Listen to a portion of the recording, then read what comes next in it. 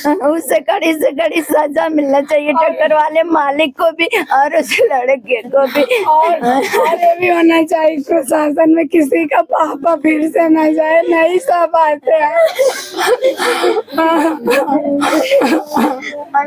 मेरे पापा को पैसों का महत्व नहीं दिए हैं, कभी भी वो पैसों को कुछ नहीं समझते थे, बस एक फोन करते थे पापा ये लाना, पापा वो लाना। मेरे पापा हर विश पूरी करते थे, बोलते तुम्हारे पापा तो नहीं बोलते, सबको बोलने दो, तुम जैसे उड़ना चाहती हो वैसे उड़े, तुम्हें तुम्हारी मंजिल तक पहुंचा के ही तुम्हारे पापा मानेंगे। तुम लोगों को बहुत पीछे कर दे, तुम्हारे पापा तुम्हारे कवच हैं।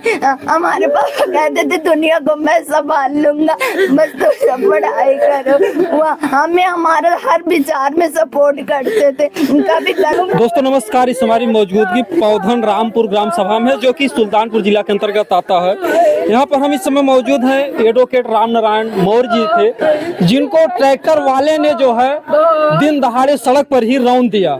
जैसा कि आप सभी लोग जानते हैं कि एक्सीडेंट के 3 ही कारण होते हैं, नींद, नशा, तेज रफ्तार।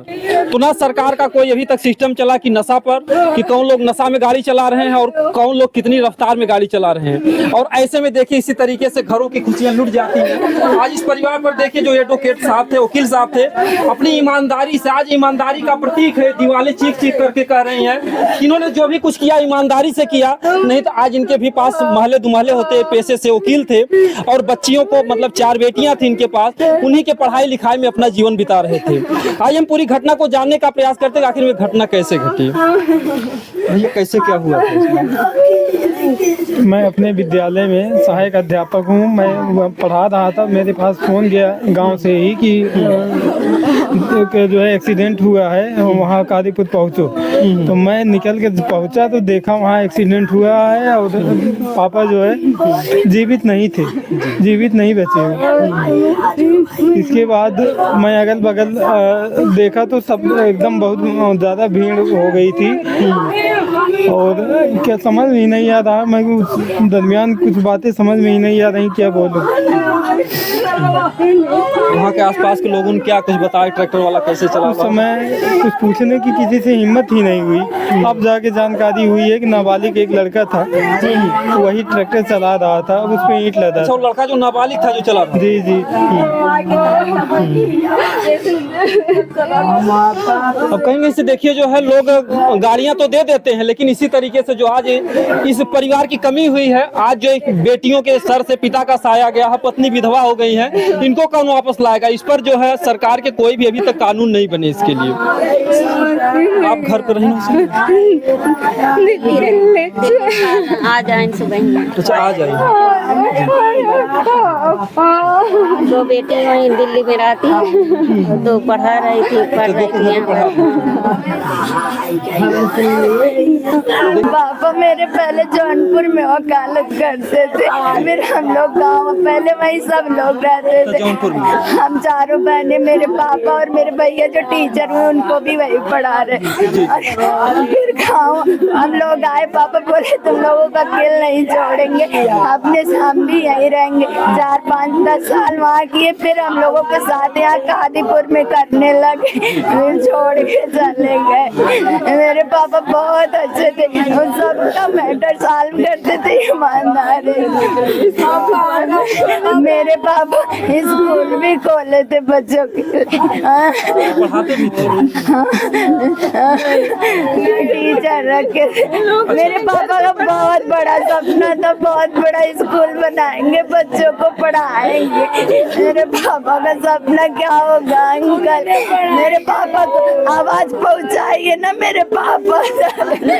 मेरे पापा बहुत अच्छे थे, पूरे गांव से पूछिए, मेरे पापा दुनिया के सबसे बेस्ट पापा थे, सुपर हीरो थे, वो मुझे छोड़ के चले चले गए। सब्र नहीं होता, यकीन भी नहीं होता। कहाँ से लाऊं पापा, इसको कलेक्टर बनाना चाहते थे, सब कुछ कर दिए थे, बस पढ़ाई थी। मेरे पापा को ला दीजिए ना अंकल, मेरे पापा को ला दीजिए, ये आवाज पहुंचाइए ना मेरे पापा तक। मेरे पापा कहाँ गए अंकल, कोई नहीं लेके आए, सब लोग मेरे पापा को छोड़ दिए पता नहीं कहाँ। वो ट्रैक्टर वाला मेरे पापा को ले गया। पता चला ट्रैक्टर वाला कहाँ का था? हमें अभी तक कुछ नहीं पता है कहाँ ले गया। मेरे पापा बहुत अच्छे से बाइक चलाते थे, हम लोग बेफिक्र होके बहुत अच्छे, सबको घर में सबको सचेत करते थे तेज बाइक मत चलाना।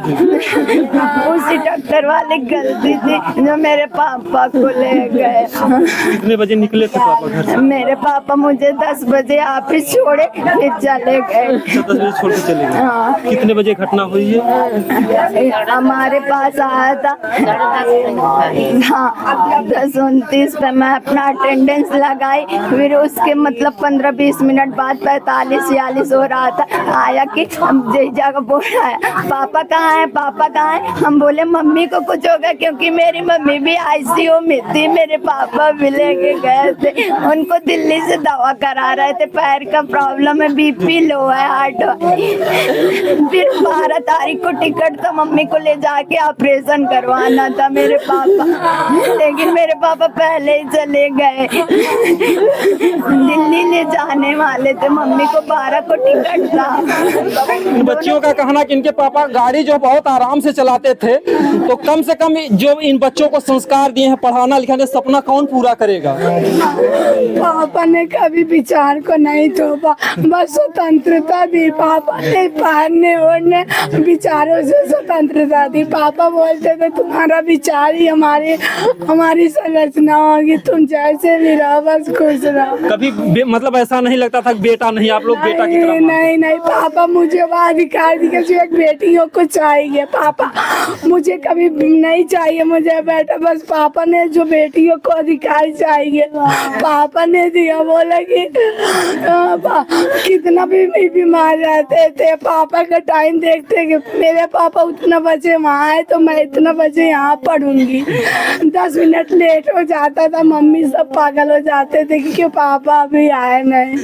कोई कभी विचार को नहीं थोपा, बल्कि हमेशा विचारों को हम पापा शेयर करते हैं। पापा विचारों को हमेशा सपोर्ट करते थे, चाहे दुनिया भले खिलाफ हो, समाज भले खिलाफ हो, लेकिन हमारे पापा ने कभी रोका नहीं, ये मत पहनो, वो मत करो, ये मत करो। बोला तुम सब कर सकती हो, तुम सब कर सकती, तुम सब पहनो, तुम सब जगह जाओ, तुम्हारे पापा हैं ना। मुझे बोलते थे तुम्हें ऐसा नहीं होने देंगे। हम अभी नर्सों था, पापा से बात सीढ़ी हुई थी, पापा बोले तुमको स्वतंत्र करना है, समाज बहुत अजीब है, पापा से हमेशा चर्चा होती।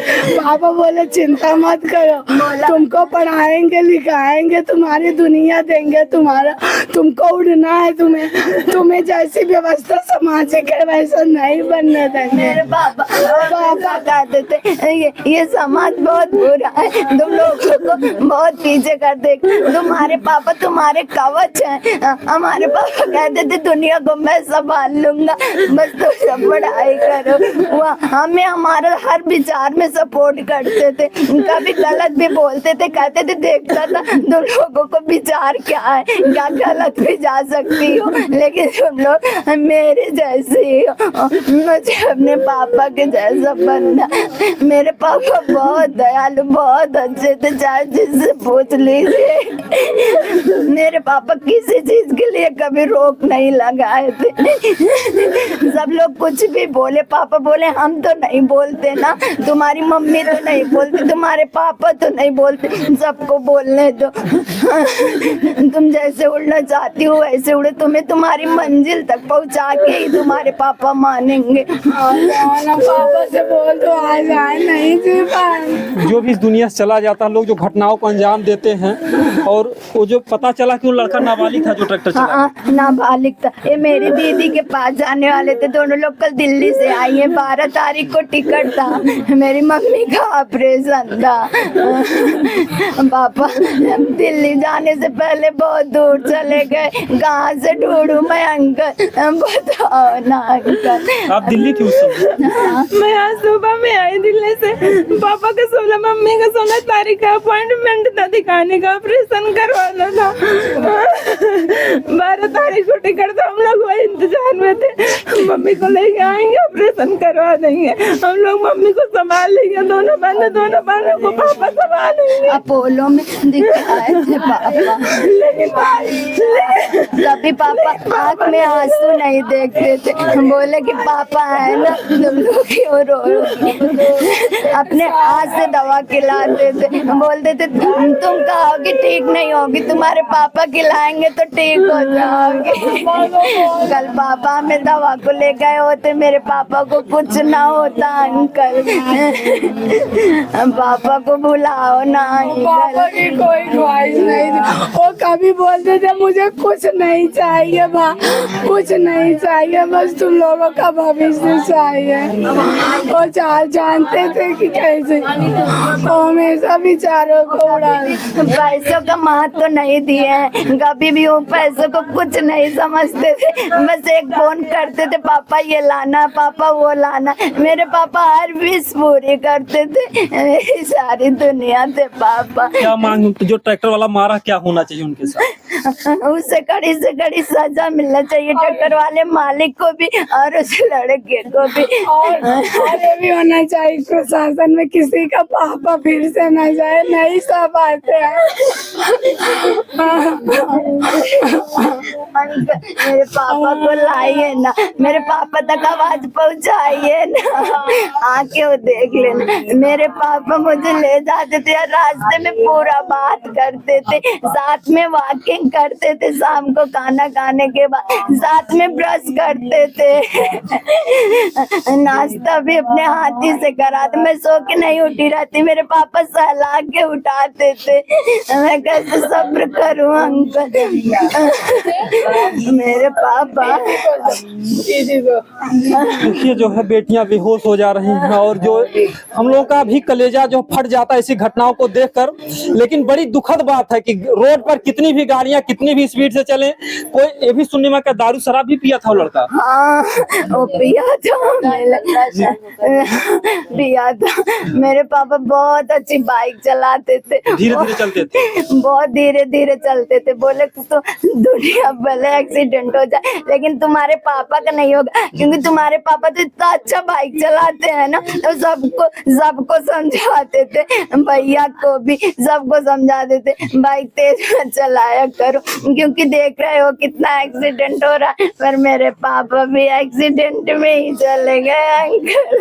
मेरे पापा ये मेरे जो घटना दुखद घटी है ऐसी घटना किसी के साथ ना हो। और ऐसे हमारा प्रशासन से अनुरोध है, निवेदन है और यहाँ के जो भी अधिकारी हैं, इस परिवार को ज्यादा से ज्यादा आर्थिक सहयोग भी दिया जाए, न्याय भी दिलाया जाए, क्योंकि जो बेटियों का भविष्य है आप घर द्वार से देख सकते हैं कि इन्होंने कितनी ईमानदारी से कमाया होगा अपने जीवन में। और नहीं तो तमाम वकील के घर पर हम लोग जाते हैं, 2 महले 4 महले फर्स्ट क्लास जो है 4 व्हीलर खड़ी होती है। क्लाइंट के हिसाब से वो काम करते। और कोई दुखी आ जाता तो बोल दो साहब मेरा कर दो, उसके आंसू पोंछ कहते थे आप चिंता मत करो मैं हूँ ना। मेरे पापा अपने पर्स से पैसा लगाते थे, खुद से लगा देते थे। खुद से लगा अगर कोई देते गरीब वाली बात थे। आती। हाँ गरीब वाली बात, मेरे पापा अपने पर्स से पैसा लगाते थे। मेरे पापा बहुत अच्छे थे, जौनपुर में भी आप सबसे पूछ लीजिए, मेरे पापा बहुत अच्छे थे। मेरे पापा जौनपुर में ही LLB किए हैं TD कॉलेज से। वो अम्मा देखी उन्हीं के घर रहते थे, वही आई है। जौनपुर से आई है। देखिए उनका जो व्यवहार था कि गरीबों का जो है साथ देना, आज जो है उनकी यादें जो है लोगों को वही सता रही हैं कि इतना अच्छे व्यक्ति के साथ जो लोगों को सावधान करते थे कि बच्चा जो है बेटा गाड़ी धीरे चलाना, आज उनके साथ इतनी बड़ी वारदात हुई और सिर्फ ड्राइवरों की लापरवाही से।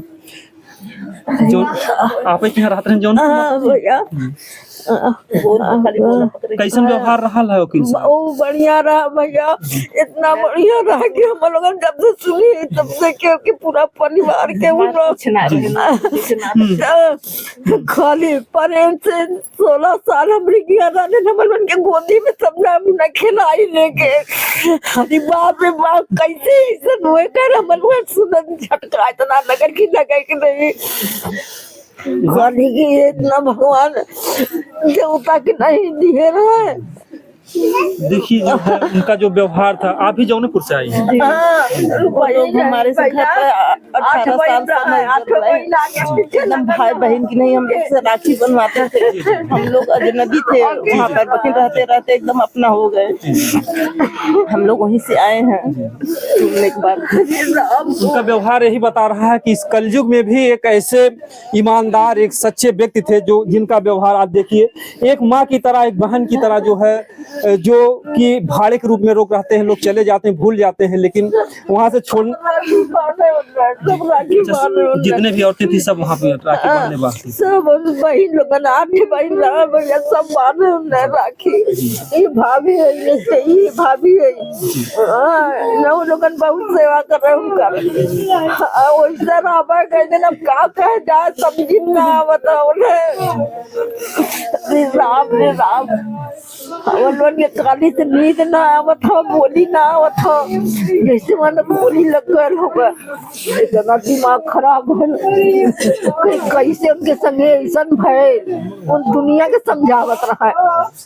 सबके नान बच्चा के, बड़ा बच्चा के, बहुत बड़ा लंबा परिवार रहा है, सबके समझावे। और आज उनके संगे इतना बड़ा घटना हो गए कि कुछ समझी ना आवत हो कि कैसे वो है।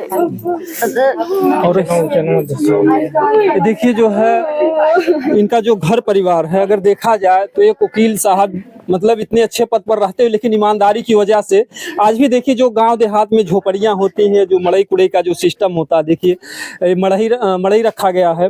और यहाँ पर देखिए जहाँ पर खाना बनता है, एक आम जीवन, मतलब कि बाहर, मतलब कि समाज सेवा में उन्होंने इतना ईमानदारी से काम किया। जैसा बेटी बता रही है उनकी बच्ची कि अगर लोग कोई गरीब आ जाता, वारदात की घटना हुई, मुझे फोन आया, जी जी, वहाँ पहुँचे हम लोग। जी जी, हाँ, वहाँ पर घटना पहुँचे, वहाँ पर कैसा था माहौल? देखने के बाद लोग कुछ बता रहे थे कि ट्रैक्टर वाला कैसे चला वाला? ट्रैक्टर जो चालक था वो नाबालिग है। अच्छा अच्छा, नाबालिग था और उसने जो है गाड़ी कंट्रोल नहीं कर पाया। जी जी, और वही जो है रॉन्ग साइड आकर के मारा है। जी जी, अच्छा, रॉन्ग साइड आकर के, हाँ, मतलब पूरी गलती जो है ट्रैक्टर ड्राइवर की है। जी जी जी, क्या होना चाहिए, जो प्रशासन को क्या करना चाहिए?